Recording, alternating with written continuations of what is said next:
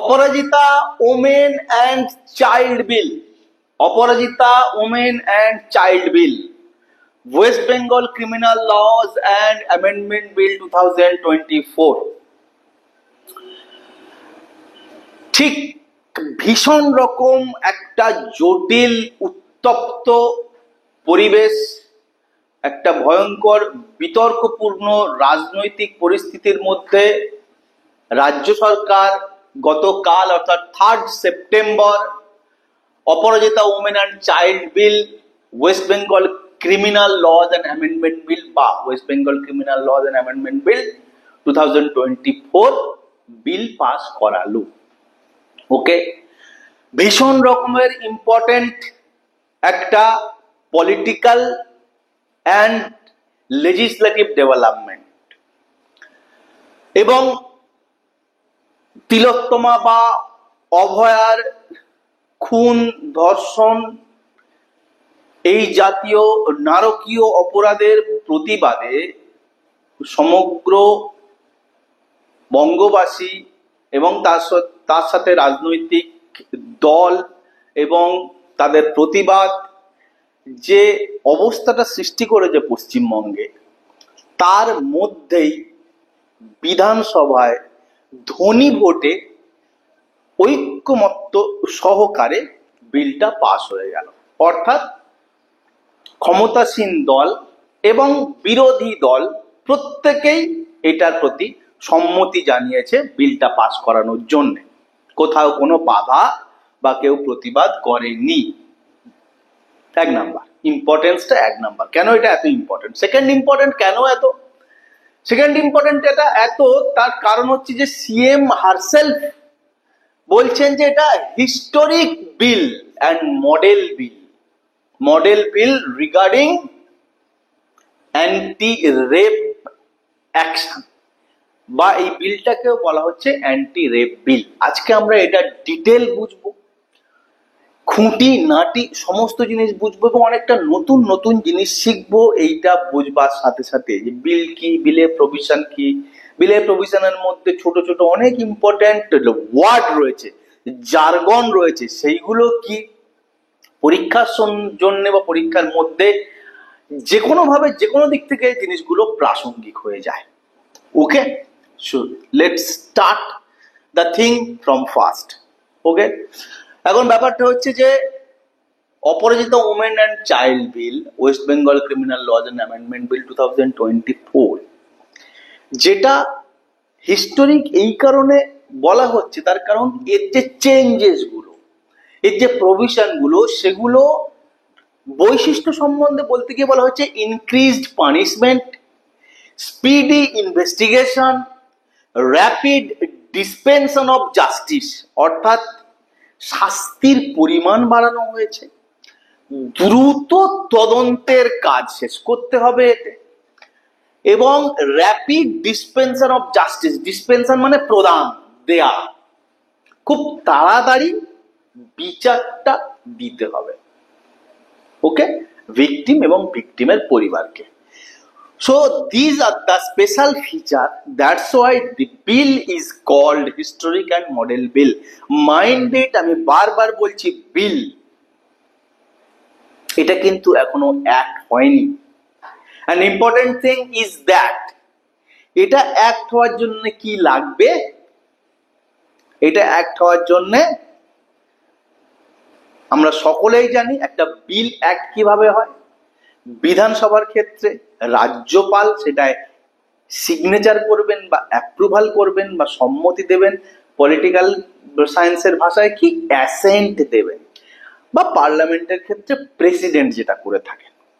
Clear? But questions are there, that is why I am saying this is important. What are the questions? Question আগে bill নিয়ে, পরে বিলের ভবিষ্যৎ নিয়ে। Question আমি যেগুলো ডিসকাস করব একাডেমিক, তোমরা যেগুলো আলোচনা করবে, কমেন্ট করবে, সেগুলো পেরিফেরিয়াল। একাডেমিক কোশ্চেন কি, সেটা হচ্ছে যে প্রথম প্রশ্ন হচ্ছে এইটা, যে এখানে আমরা বলছি West Bengal criminal laws and amendment bill 2024, এটা কাকে অ্যামেন্ড করছে? একটা বিল তুমি যদি নিয়ে আসো, সেই বিলটা অ্যাক্ট হবে with the accent of president or with the accent of governor, case wise. তাহলে অ্যামেন্ডমেন্ট বিল বলছি কেন? So question number 1, question number 2 and the crucial important question number 2 হচ্ছে যে অপরাজিতা ওমেন অ্যান্ড চাইল্ড বিল বা অ্যামেন্ডমেন্ট বিলটার জন্য কিন্তু কেবল রাজ্যপালের অ্যাসেন্টই সাফিসিয়েন্ট নয়, এইটার জন্য প্রেসিডেন্টেরও অ্যাসেন্ট দরকার। কেন? একটা স্টেট গভর্নমেন্ট একটা বিল থেকে অ্যাক্ট বানাবে, তার জন্য প্রেসিডেন্টের কিসের জন্য সিগনেচার করা দরকার? সো আমরা অনেক কিছু শিখবো এটা থেকে, ধীরে ধীরে আমরা জিনিসগুলো বুঝবো। বাট অ্যাট ফার্স্ট আমরা পড়বো যে নিউ অ্যান্টি রেপ বিল, যেটাকে নিউ অ্যান্টি রেপ বিল বলা হচ্ছে, এর প্রভিশন গুলো কি, ওকে, এবং তার সাথে যুক্ত কিছু ওয়ার্ড পড়বো, যেমন ভয়েস ভোট। ভয়েস ভোটে যে পাস হয়েছে, ভয়েস ভোট কি আমি মার্ক করে রেখেছি। প্যারোল কাকে বলে? প্যারোল। পক্সো কি? ভেজিটেটিভ স্টেট কি? প্রতিটাই খুব জানবার জন্য প্রয়োজনীয়, পরীক্ষার ক্ষেত্রে তো সবসময় প্রয়োজনীয়। ওকে, সো 3 সেপ্টেম্বর 2024 যে অ্যান্টি রেপ বিল পাস হলো, তার প্রভিশন গুলো অনেক জায়গাতে অনেক রকম রয়েছে। কেউ বড় করে 4-5টা পয়েন্টে লিখেছে, কেউ ছোট করে 10-12টা পয়েন্টে লিখেছে। ওকে, তো আমি একটা মাঝামাঝি মেনলি ডেকান হেরাল্ড আর ইন্ডিয়ান এক্সপ্রেস এই দুটো পেপার মিলিয়ে আমি আমার নোটটা তৈরি করেছি। টাইমস অফ ইন্ডিয়া বা অন্যান্য যে এড টেক কোম্পানিগুলো আছে, ঠিক আছে, পড়াশোনা যে চ্যানেল, সেগুলোতেও তোমরা নানাভাবে এটাকে পেতে পারো with explanation. So now for this time আমরা কি পড়বো? আমরা পড়বো যে নিউ অ্যান্টি রেপ বিলের প্রভিশন। প্রভিশন কি? ফার্স্ট প্রভিশন কি? Life sentence with parole.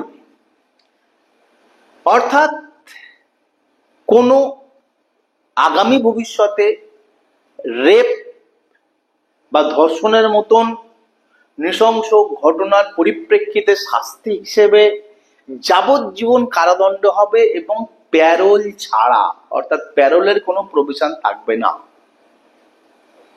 Clear? So রেপের ক্ষেত্রে যাবজ্জীবন কারাবাস। এখন হোয়াট ইজ প্যারোল? প্যারোল হচ্ছে, ধরো কোনো দোষী, সাজাপ্রাপ্ত দোষী, সাজা পেয়েছে, এখন তার পরিবারের বিশেষ কোনো অবস্থার পরিপ্রেক্ষিতে সে কখনো কখনো মুক্তির জন্য, সাময়িক মুক্তির জন্য অ্যাপ্লাই করে।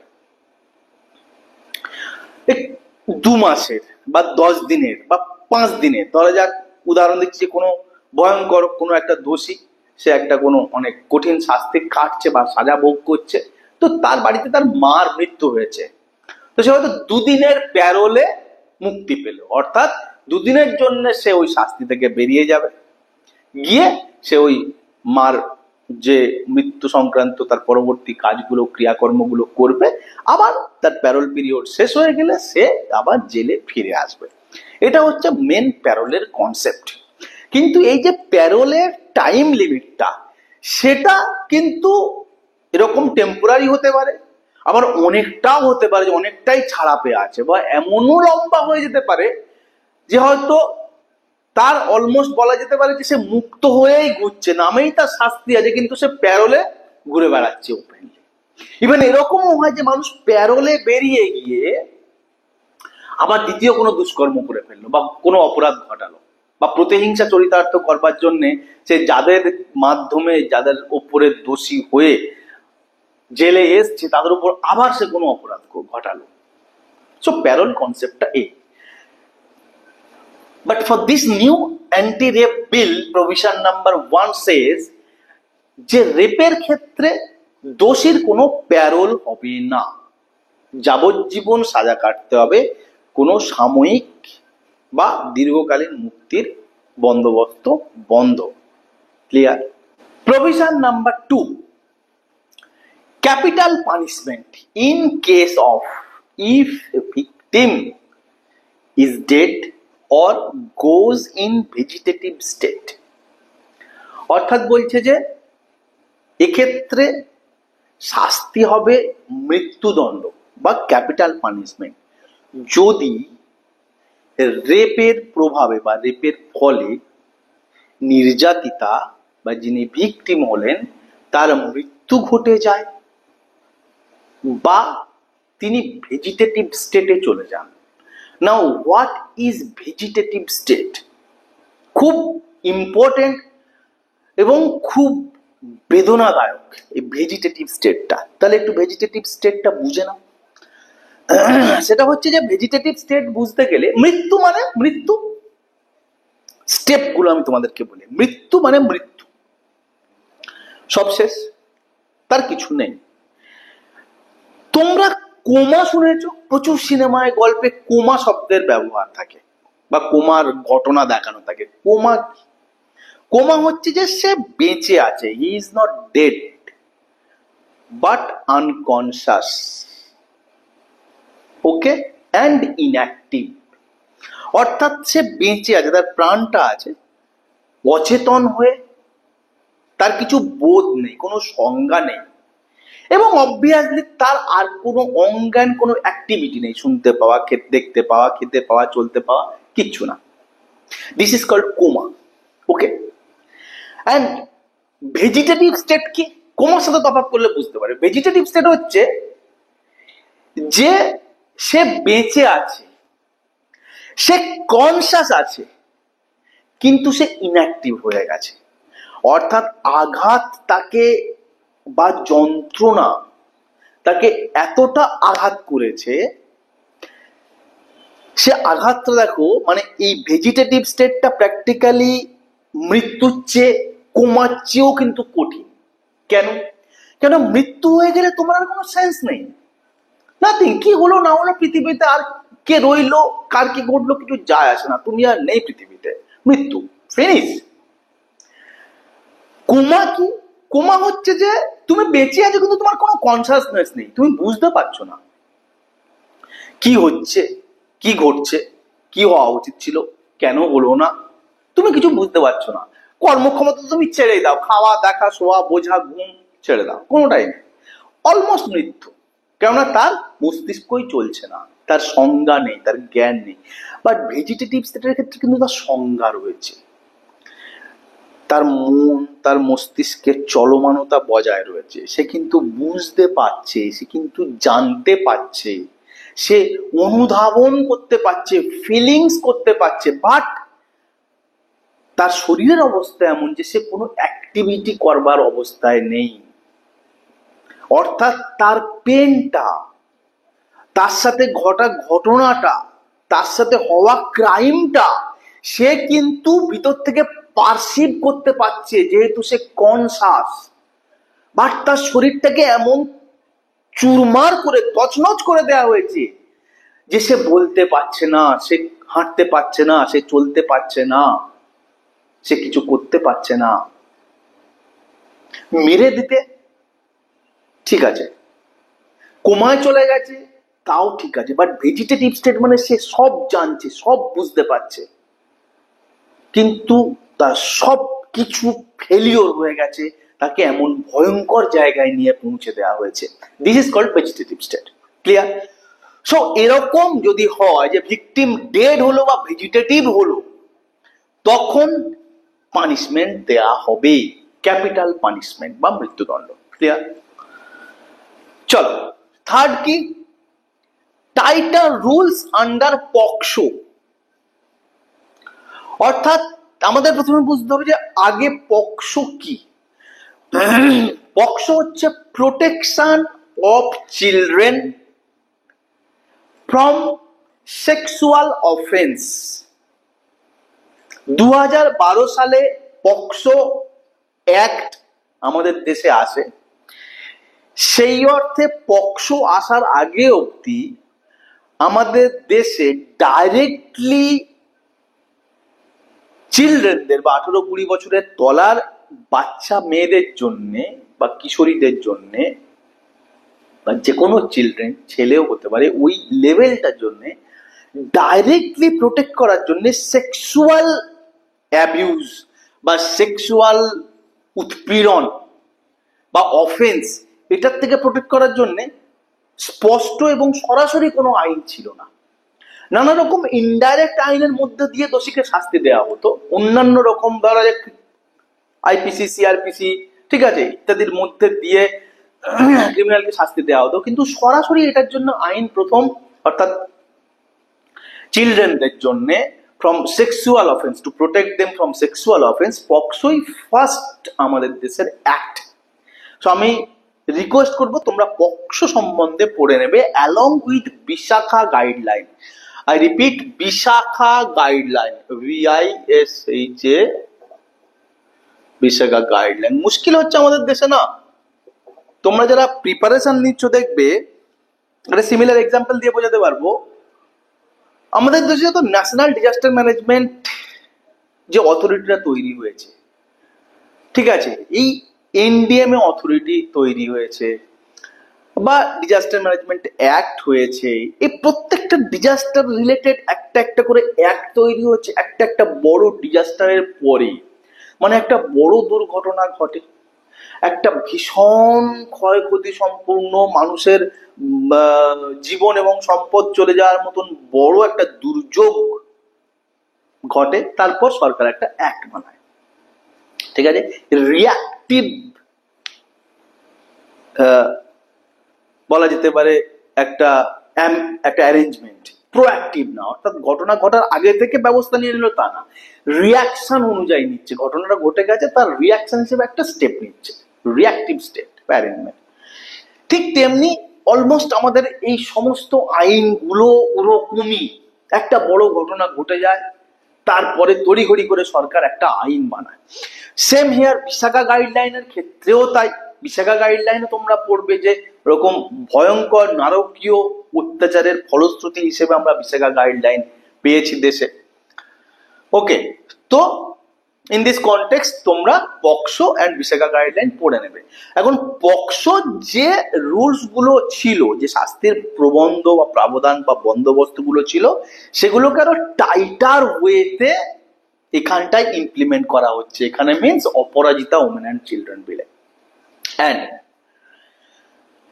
নেক্সট হচ্ছে অ্যামেন্ডমেন্ট টু BNS। আমরা সবে কয়েকদিন আগেই খুব ভালো করে এক্সপ্লেন করেছি যে ভারতীয় ন্যায় সংহিতা ইন্ট্রোডিউস হলো। ভারতীয় ন্যায় সংহিতার কিছু লুফল নিয়েও আমি একটা ভিডিও করেছিলাম, যে কিভাবে ভারতীয় ন্যায় সংহিতার মাধ্যমে সেকশন 69 বলছে যে চাকরির জন্য, প্রমোশনের জন্য সেক্স করা যেতে পারে, কি অদ্ভুত রকম ভাবে সেটা প্রমাণ হয়ে গেছে। সে সম্বন্ধে ভিডিও ডেসক্রিপশনে থাকবে, দেখে নিও। সো আমরা সকলেই জানি আইপিসি, সিআরপিসি এগুলো উঠে গিয়ে চেঞ্জ হয়ে গিয়ে এখন BNS এস্টাবলিশ হয়েছে, যার মধ্যে দিয়ে আমাদের এখন দণ্ডবিধি পরিচালিত হয়, বিচার চলে। তো BNS এর মধ্যেও যে যে রুলস গুলো রয়েছে বা যে প্রভিশন গুলো রয়েছে, সেগুলোকেও অ্যামেন্ড করা হয়েছে কিসে? নিউ অ্যান্টি রেপ বিলে। এবং সেই জন্যেই অর্থাৎ পক্সোকেও কোথাও কোথাও এডিট করা হয়েছে বা অ্যামেন্ড করা হয়েছে, BNS এর প্রভিশন গুলোকেও অ্যামেন্ড করা হয়েছে বলেই এই বিলটার নাম West Bengal criminal laws and amendment bill. Okay, প্রথমে আমি এই প্রশ্নটা দিয়ে শুরু করেছিলাম তোমাদেরকে। ক্লিয়ার?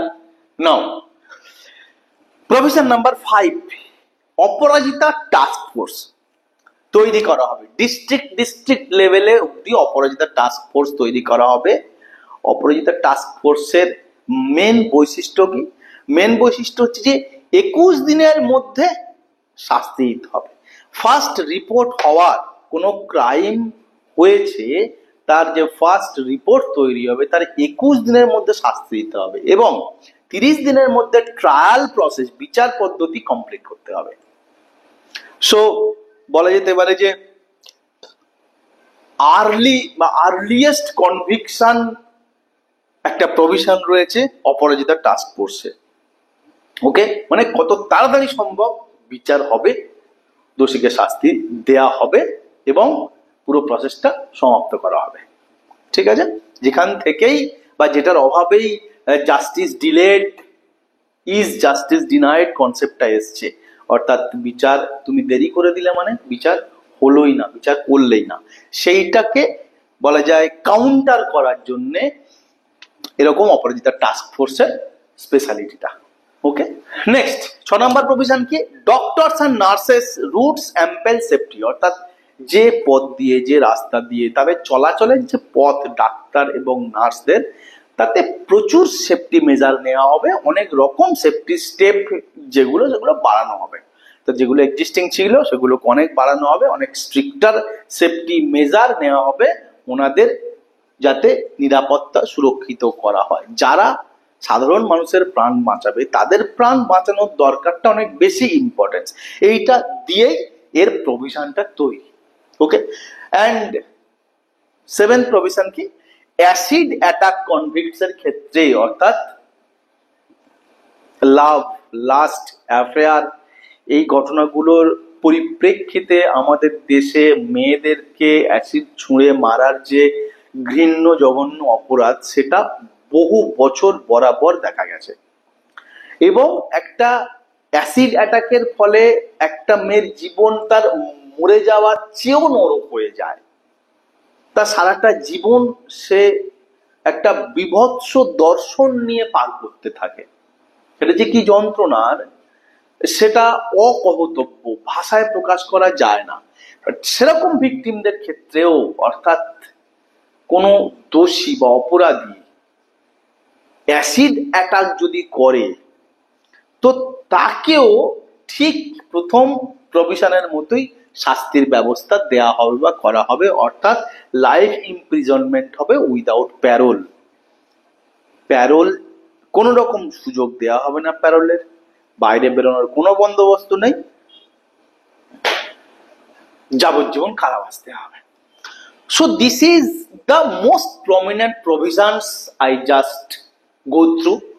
আমি তোমাদেরকে আবার বললাম যে নানা জায়গাতে এটাকে ছোট ছোট করে ভেঙে অনেকগুলো পয়েন্টও করা হয়েছে, but this are the major provisions বা মেজর পয়েন্টস। ওকে, এখন যেখানে আসবো আমরা, দুটো পলিটি রিলেটেড ইস্যু রয়ে গেল বুঝবার জন্যে। সেটা হচ্ছে যে ভয়েস ভোট কি এবং এই বিলটার ফেট কি। ওকে, এই বিলটার ভবিষ্যৎ কি। অনেকেই প্রশ্ন তুলছে, অ্যাপার্ট ফ্রম দিস কোশ্চেন, অনেকেই প্রশ্ন তুলছে যে আছে তো কি হয়েছে, এই আইন তৈরি হলেই কি সব হবে? সেই প্রশ্নের উত্তরে পরে আসছি, আগে এই দুটো সম্বন্ধে আলোচনা করে নিই। ভয়েস ভোট হচ্ছে সাধারণত লেজিসলেচারে, বিধানসভায়, লোকসভায়, রাজ্যসভায় কোনো আইন পাস করতে গেলে একটা বিল খসড়া আকারে প্রস্তাবিত হয়, তারপর সেটার সমর্থন হয়, তারপর সেটায় ভোটাভুটি হয়, এটসেট্রা হয়। তো প্রসেসটা অনেকটা বড়, অনেকটা লম্বা, সেটার উপর বিচার চলে, সেটার স্ক্রুটিনি করা হয়, সেটাকে তার পয়েন্ট টু পয়েন্ট প্যারা ওয়াইজ সেটা ধরে পর্যালোচনা চলতে থাকে। একটা সময় দেওয়া হয় যে তোমরা এটা আলোচনা করে একটা কমিটি তৈরি হয় তার জন্য, যেটার উপরে পয়েন্টস বলো, এর বেশি ঠিক ভুল গুণ বিচার করো, এটসেট্রা। বাট যখন কোনো ইনস্ট্যান্ট ডিসিশন নেওয়ার থাকে, তখন বিচার সভায় না, আইন সভায় কি হয়, জাস্ট একটা ধ্বনি ভোট নেওয়া হয়।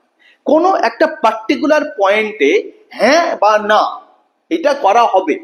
অধ্যক্ষ, স্পিকার, সে যে কোনো জায়গারই হোক, লোকসভা ও বিধানসভা, স্পিকার একটা স্পেসিফিক প্রশ্ন নিয়ে জিজ্ঞাসা করে যে তোমরা ইয়েস বলবে না নো বলবে। তো ন্যাচারালি ইয়েস যদি বেশি হয়ে যায় সেটা হবে, নো যদি বেশি হয়ে যায় সেটা হবে না। তো এইভাবে পাস করা বিলই হচ্ছে ভয়েস ভোট। এর মেজর সুবিধে কি, খুব তাড়াতাড়ি ভয়েস ভোটের মাধ্যমে কোনো ডিসিশন নেওয়া যায় এবং কোনো বিল পাস করা যায় বা অ্যাক্ট করা যেতে পারে। এর সবচেয়ে বড় অসুবিধা কি, তাড়াহুড়োর মধ্যে দিয়ে করার ফলে কোনো একটা পার্টিকুলার যে বিল থেকে ল হতে যাচ্ছে তার প্রভিশন গুলো পড়া হয় না, প্রভিশন গুলো পর্যালোচনা করা হয় না, তাতে ভুল থেকে যায় এবং পরবর্তীকালে তার লুপ হোল ধরে অনেক বড় বড় সমস্যা তৈরি হতে থাকে। তাড়াহুড়োর ফলে কোনো কাজ করলে যেটা হয় সেটাই, এটা এর অসুবিধা আর প্রথমটা সুবিধে। ঠিক আছে, ঠিক এরকম ধ্বনি ভোটের মাধ্যমে বিলটা গতকাল পাস হয়েছে এবং সকলেই এটাতে সমর্থন জানিয়েছে। ক্লিয়ার? নাও সেকেন্ড কোশ্চেন হচ্ছে যে why presidential assent is required in this case? এই বিলটার ক্ষেত্রে প্রেসিডেন্টের অ্যাসেন্ট কেন দরকার? despite the bill is introduced in state legislature and as per the law or as per the constitution, it is sufficient that the governor of the state can give assent for passing the bill to an act, right? বিষয়টা এই যে rape, gang rape, acid attack ইত্যাদি বিষয়গুলো নিয়ে বা বিষয়গুলোর উপরে central government already আইন বানিয়ে রেখেছে। অর্থাৎ কোনো বিষয় নিয়ে যদি সেন্ট্রাল গভর্নমেন্ট আইন বানিয়ে রাখে এবং রাজ্য সরকার যদি তার সেই বিষয়টার ওপরেই তার চেয়ে কোনো শক্ত লেভেলের আইন বানাতে চায়, অর্থাৎ সেন্ট্রাল গভর্নমেন্টের যে অ্যাক্ট বা যে রুল, তার যে প্রভিশন, সেই প্রভিশনগুলো ছাড়াও আরো কোনো প্রভিশন তার উপরে অ্যাড করে যদি স্টেট গভর্নমেন্ট সেই সাবজেক্টের ওপরেই ইম্পর্টেন্ট কোনো অ্যাক্ট বানাতে চায়, কেন ইম্পর্টেন্ট? তার কারণ রাজ্য কিসের ওপর অ্যাক্ট বানাবে, সেন্টার কিসের ওপর অ্যাক্ট বানাবে এবং দুজন মিলে কিসের ওপর অ্যাক্ট বানাবে, আমরা সেই লিস্টটা পড়েছি, আমরা সেই লিস্টটা জানি, সেই কিছু বিষয়ও আলাদা করে দেয়া আছে। তো সেই একই সাবজেক্টের ওপরে রাজ্য যদি কোনো আইন বানায় তখন কি হয়ে যায় যে সেন্ট্রাল গভর্নমেন্টের বা সেন্টারের আইনের ওপরে রাজ্যের আইনকে প্রেফারেন্স দিতে হয়। এরকম ক্ষেত্রে গভর্নরের সিগনেচার আর সাফিসিয়েন্ট থাকে না, তখন গভর্নরের সিগনেচারের সাথে সাথে বা তার ওপরে প্রেসিডেন্টেরও সিগনেচার লাগে। এটা হচ্ছে এই বিলটার জন্য ঠিক এরকম প্রযোজ্য। যেহেতু এই ঘটনার উপরে পক্সোর মতন এবং ভেরি রিসেন্ট বিএনএস ইন্ট্রোডিউস হয়েছে, তো রাজ্য সরকার ঠিক সেম গাইডলাইনে যদি কোনো বিল আনতো এবং অ্যাক্ট পাস করতে চাইতো তো কোনো অসুবিধে হতো না।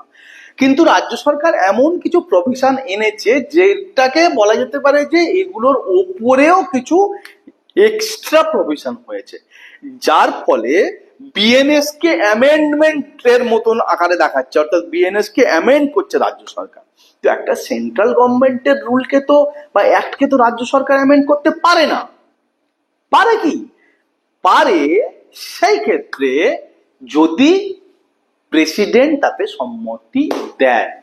ও সেই জন্যেই West Bengal criminal laws and amendment bill 2024 requires the presidential assent also. Clear? So this is all about the main story. তোমাদেরকে একটা সাব স্টোরি বলে গল্পটা শেষ করি। ভগবান করুন, ভগবান তো কিছু করে না, মানুষ করুন যে বিলের যে মেন ইন্টেনশন, যে মোটো, সেটা যেন প্রপারলি রিফ্লেক্ট হয়। বাট থিং ইজ দ্যাট, যে সাব স্টোরি বলে আমি আজকের এই গল্পটা শেষ করবো সেটা হচ্ছে এই, অনেকদিন আগে ছোটবেলায় শোনা গল্প আর সাধারণ কথ্য গল্প, বাট মেরিট ইজ ইম্পর্টেন্ট। সেটা হচ্ছে যে দোষীদের মৃত্যুর পরে ওই যে জমলোকে সাজার ব্যাপার থাকে, সেরকম একটা সাজার একদিন স্টোরি হচ্ছে। মরার পরে একটা অন্ধকার ঘরে সকলকে রাখা হয়েছে। এবারে যমদূত সকলকে ধরে নিয়ে সেখানে রেখেছে। সেখানে কিন্তু ইন্টারন্যাশনাল বলা যায় ওয়ার্ল্ড ওয়াইড মানুষের জমায়েত হয়েছে। এরকম নয় যে ভারত থেকেই যারা পাপি বা গুণী বা যেই হোক মানুষ মরেছে, ওপরে ভারতের একটা কান্ট্রি, ওরকম কিছু না। ওপরে সব সমান, সব মানুষ সেখানটায় এক, বা সব পাপি বা সব মৃত সেখানটায় একই। এখন সেখানটায় শাস্তি হবে, যে যেমন দোষ করেছে পুণ্য অনুযায়ী তার ফলও পাবে। তো এরকম ভাবে একটা বিচারের ব্যবস্থা হয়েছে। এখন বিচারে শোনা যাচ্ছে যে ভারতবর্ষে যে শাস্তি সেটা খুব কঠিন, ইলেকট্রিক চেয়ারে বসিয়ে ইলেকট্রিক দেওয়া হয়, গরম তেলের কড়াইয়ে ডুবিয়ে বারবার চোবানো হয়, এটসেট্রা। সেই তুলনায় দেখা যাচ্ছে যে বাইরের দেশগুলো অতটা কঠিন শাস্তি নয়। এখন বেশ কিছু জার্মান সাহেব আর বিলেতি ইংরেজি সাহেব তারা কি করছে, লম্বা অ্যাপ্লিকেশন করেছে, সকলে যে ভারতে সাজা নেবে, ভারতে এসে মরার পরে ভূত হয়ে ভারতে শাস্তি নেবে। এখন প্রশ্ন উঠেছে যে ভারতে গিয়ে সকলে শাস্তি চাইছে কেন? ভারতের শাস্তি যেখানে সবচেয়ে কঠিন, সেখানটায় লোকেরা ভারতের ভূতগুলো ভারতে কেন ঢুকতে চাইছে? কি ব্যাপার? ব্যাপারটা খোঁজ করে দেখা যাচ্ছে যে ওমা, ভারতে তো ইলেকট্রিক সুইচে শাস্তি দেওয়ার ব্যবস্থাটা আছে, কিন্তু অধিকাংশ সময় ইলেকট্রিসিটি থাকে না। তো হতে পারে তুমি বসলে তখন ইলেকট্রিসিটি নেই, তাই তোমার শাস্তিটার টাইমটা পেরিয়ে গেলে, তুমি মুক্ত হয়ে গেলে। যে কড়াটায় গরম তেলে ফোটানো আছে, কড়াটা অনেকগুলো ফুটো আছে, হ্যাঁ, তো হতে পারে যে তুমি পড়লে তেলে, সাথে সাথে তেলগুলো বাইরে ফুটো দিয়ে পড়ে গেল। কোন কড়া, অনেকগুলো কড়া আছে, অনেকগুলো তোমার সময়ের কড়াটা হয়তো বেশি ফুটো আছে। তো সেই জন্য এখানে শাস্তির ব্যবস্থা কঠিন থাকলেও এখানে শাস্তি থেকে বাঁচবার যে ব্যবস্থাগুলো, সেগুলো খুব চমকপ্রদ। তাই সকলেই চাইছে এখানে এসে শাস্তি পেতে। খুব আয়রনি যে নিয়ম তো কড়া করা আমাদের অনেক রয়েছে, কনভিক্ট হলে, দোষী প্রমাণ হলে তো কঠিনতম শাস্তি দেওয়া হবে মানছি, কিন্তু দোষী প্রমাণ হবে তো, দোষীকে প্রমাণ করা যাবে তো? কোন স্কেপগোটকে ধরে নিয়ে দোষী বলে তাড়াহুড়ো করে শাস্তি দিয়ে দিয়ে আর যে প্রকৃত দোষী, যে প্রকৃত পরিকল্পনা করলো ওই বড় জঘন্য অপরাধটা করানোর জন্য, সে বেঁচে যাবে না তো? অনেক ভয় রয়েছে। দেখা যাক আগে আমরা কোন দেশ, কোন রাষ্ট্র, কোন সমাজ পেতে পারি। Best of luck.